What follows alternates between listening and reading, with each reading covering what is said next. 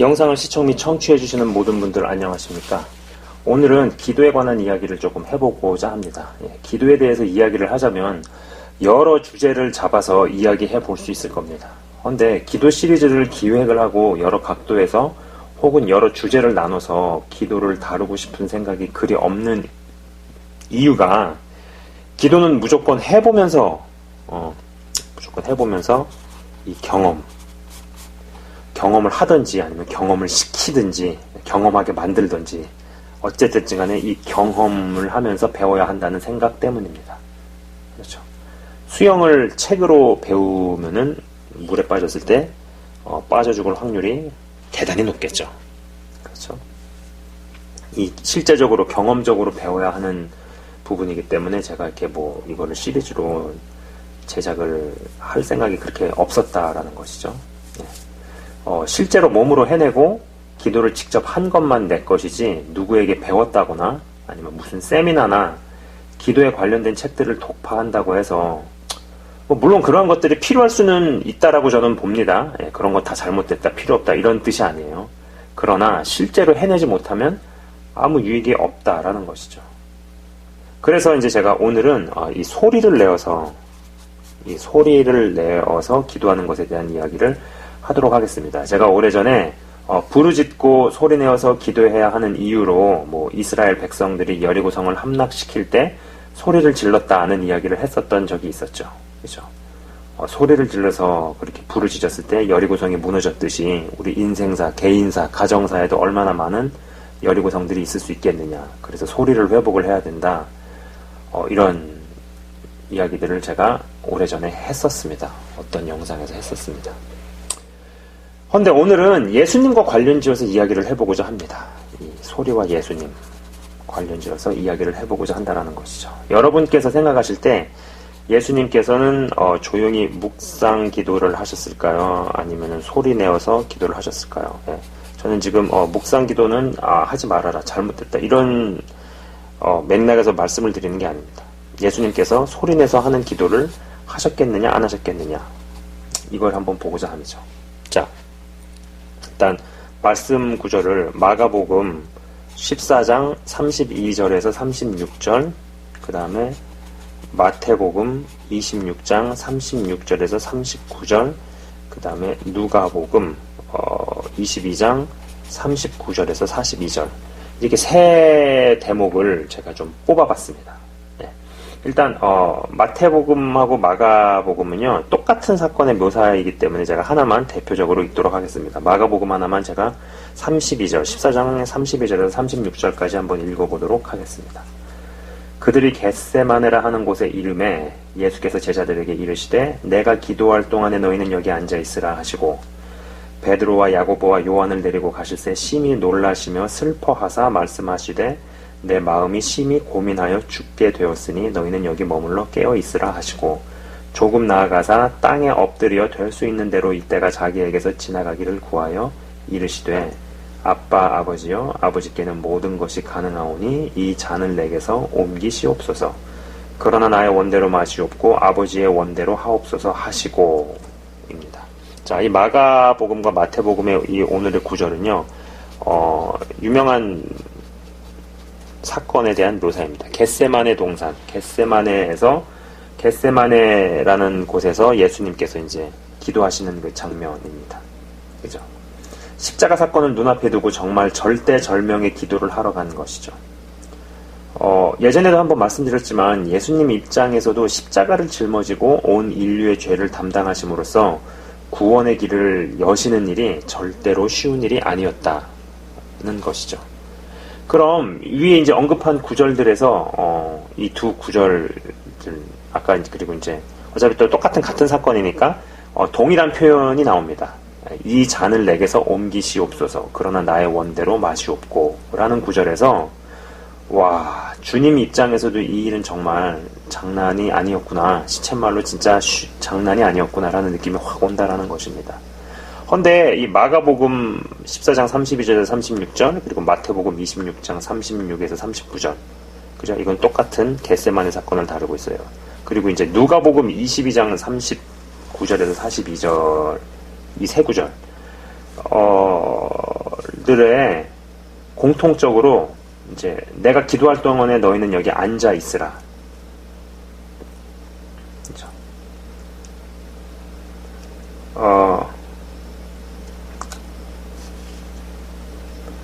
그런 구절이 나옵니다.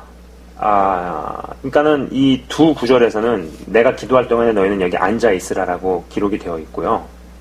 그리고 그 두 구절을 봤을 때 예수님께서 제자들과 떨어져 기도하셨음을 생각해 볼 수 있는 거죠. 그런데 재밌는 것은 이 누가복음 22장 39절에서 42절은요. 감람산에서 기도하시는 예수님의 모습인데 여기에 굉장히 재밌는 표현이 있습니다. 여기서 굉장히 재밌는 것은 이제 누가복음 22장 22장 41절이죠. 41절에 그들을 떠나 돌 던질 만큼 가서 무릎을 꿇고 기도하여 라고 분명히 기록되어 있다라는 것이죠. 그들을 떠나 돌 던질 만큼 가서 무릎을 꿇고 기도하여. 그러니까는 정리를 해보자면은 이 두 개 앞에 마가복음 마태복음의 이 구절은요 다 겟세마네인데 여기서도 얼만큼 떨어져 계셨구나, 얼만큼 내가 기도할 동안에 너희는 여기 앉아 있으라. 그걸로 가지고 그 대목을 가지고 예수님께서 좀 떨어져서 기도를 하셨구나 라고 생각해 볼 수 있다라는 겁니다. 근데 이제 누가복음의 이 대목은 감람산에서 기도하시는 부분인데 여기서는 분명하게 그들을 떠나 돌 던질 만큼 가서 무릎을 꿇고 기도하여 라고 분명히 기록이 되어 있다라는 것이죠. 그죠? 자, 여러분, 이 돌멩이 하나 집어서 대강 던져도 몇 미터는 던지겠죠. 그죠? 예. 돌멩이 하나 대강 집어가지고 대강 이렇게 집어 던져도 뭐 특별히 무슨 창던지기 선수, 투포한 선수, 무슨 핸드볼 선수가 아니어도 몇 미터는 그냥 던질 수 있습니다. 아무나. 그렇죠. 내게서 몇 미터 떨어진 사람의 중얼거리는 소리가 귀에 들릴까요? 그죠? 자, 근데 그 돌이 좀 더 작은 돌이라면은 10m 정도는 10m보다 조금 더 많이 15m? 이 정도는 굳이 힘들이지 않아도 던질 수 있다고 볼 수 있죠. 그죠? 10m 정도 혹은 10m보다 조금 더 떨어진 거리만큼의 있는 사람의 기도가 내용을 알아들을 정도가 되려면은요 상당한 소리여야 될 겁니다. 상당한 소리, 그것도 꽤 큰 소리여야 내용을 알아들을 수 있을 것이다 라는 것이죠. 그리고 아시는 것처럼 예수님의 겟세마네 기도 내용이, 그리고 이 감람산에서의 기도 내용이 이 겟세마네 기도 사건과 감람산 기도 사건 이후에 바로 기록된 것도 아니죠. 이 사복음서의 내용은요 입에서 입으로 구전되다가 AD 43년 이후부터 기록이 되기 시작했습니다.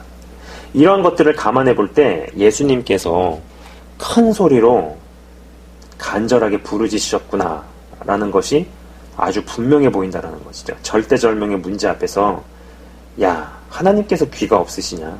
그리고 그분이 우리가 속으로 기도해도 들으신다라고 이야기하시는 분들을 제법 봅니다. 하지만 그렇게 이야기하시는 분들을 제가 볼 때 어떤 면에서 어둠에게 눌려 있거나 아니면 어둠에게 속고 있다라는 생각을 하게 된다라는 것이죠. 여러분, 하늘로부터 응답을 끌어오는 것은 치열한 과정입니다. 정말 치열한 과정입니다. 하나님께서는 속으로 기도를 해도 작은 소리로 기도해도 다 들으실 수 있는 분이죠. 그건 맞아요. 예, 그건 분명한 사실입니다. 하지만 그렇게 이야기하는 분들을 볼 때 절대절명의 문제 앞에서 기도를 돌파하는 일은 없을 듯 싶고 어쩌면 평생을 마귀에게 눌려 살거나 아니면 그렇게 눌려 살다가 끝날 수도 있겠구나라는 생각을 해보게 된다라는 것입니다. 저는 좀 목소리가 큰 편이에요.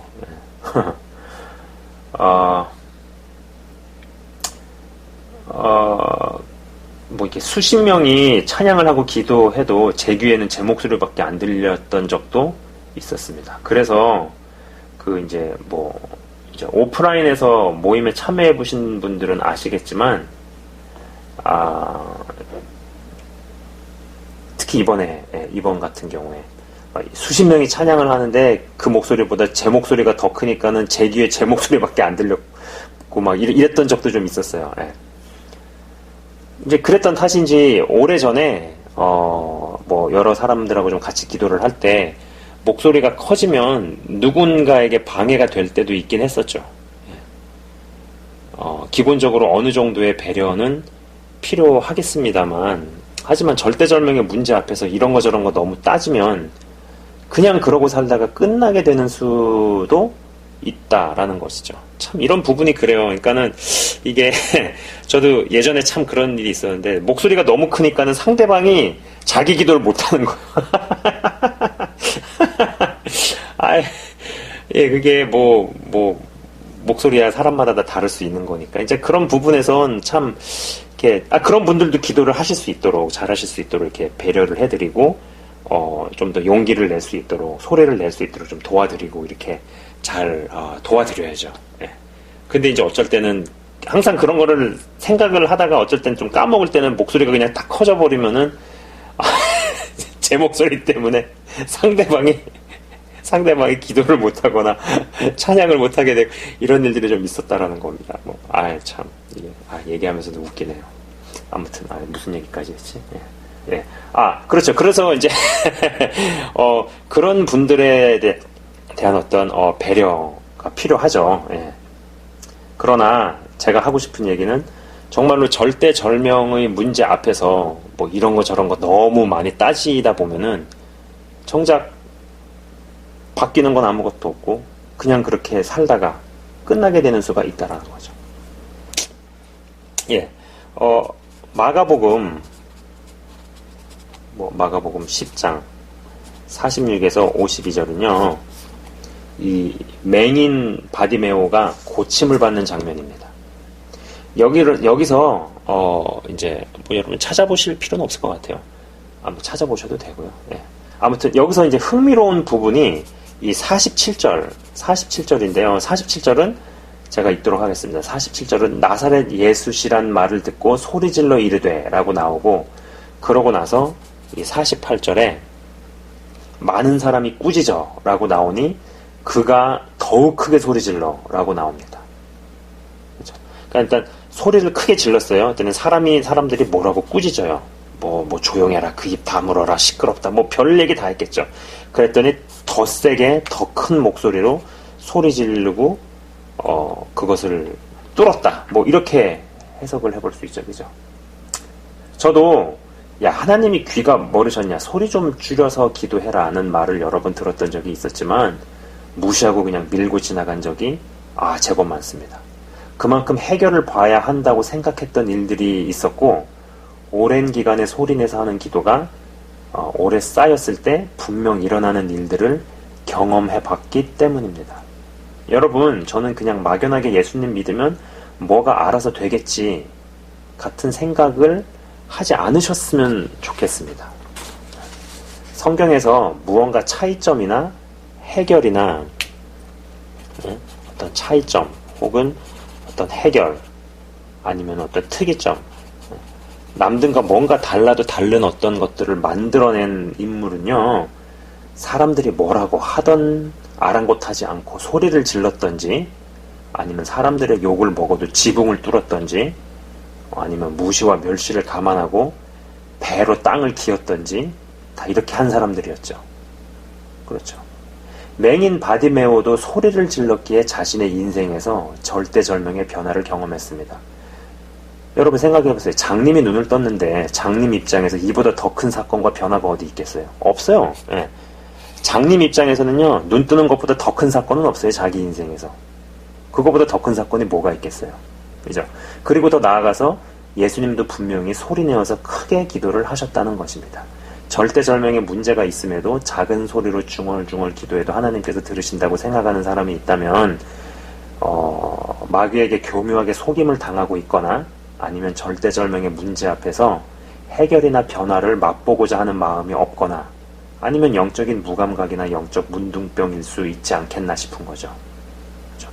예수님께서도 큰 소리로 기도하셨습니다. 부디 소리가 회복되시고 목소리를 내셔서 분명하게 하나님께 기도로 아를 수 있는 분들이 다 되시기를 주의 이름으로 축원을 드립니다.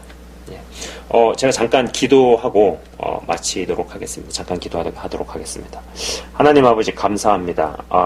오늘 이렇게 말씀을 보면서 소리를 내어서 분명하게 또박또박 그리고 큰 소리로 앓을 수 있는 것이 얼마나 중요한가, 얼마나 필요한가, 또 얼마나 우리가 갖춰야 하는 것인가 라는 이야기를 나눴습니다. 특별히 우리가 기도를 할 때 하나님 아버지 정말로 오늘 이 읽은 말씀처럼 누가복음 22장 41절에 그들을 떠나 돌 던질 만큼 가서 무릎을 꿇고 기도하여 라는 이 대목을 보면서 돌을 던져서 떨어진 거리만큼에서 기도를 해도 예수님의 기도가 제자들의 귀에 분명히 들렸기 때문에 제자들은 예수님이 떠나신 후 무려 43년이 지났음에도 그 내용을 기억을 하고 기억할 수 있었고 그 성경에 기록할 수 있었습니다. 주님. 마찬가지로 우리가 큰 소리를 내서 기도를 하게 하시고 그리고 소리를 내서 기도할 때 사람들이 어떻게 생각을 할 것인가, 어떻게 바라볼 것인가, 나를 어떻게 평가할 것인가 이런 것을 극복을 하고 돌파할 수 있게 하여 주시옵소서. 그러므로 말미암아서 맹인 바디메오가 눈을 뜨는 기적이 일어나듯이 하나님 아버지 한 사람 한 사람의 인생에서 정말로 획기적인 변화와 차이와 해결을 맛보고 경험할 수 있도록 소리를 찾게 하시고 기도할 때 목소리를 내게 하여 주옵소서. 아버지, 맹인 입장에서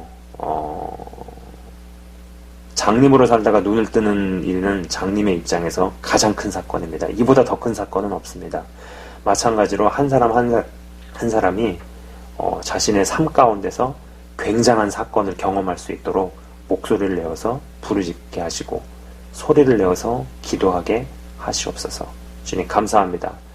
그래서 기도의 능력을 회복을 하고 기도의 놀라운 역사를 경험하는 한 분 한 분 다 될 수 있도록 주님 은혜 베풀어 주시옵소서. 주님 감사합니다. 예수 그리스도 이름으로 감사드리며 한 분 한 분을 축복하며 기도드리옵나이다. 아멘. 예, 지금까지 시청 및 청취해 주셔서 대단히 감사합니다.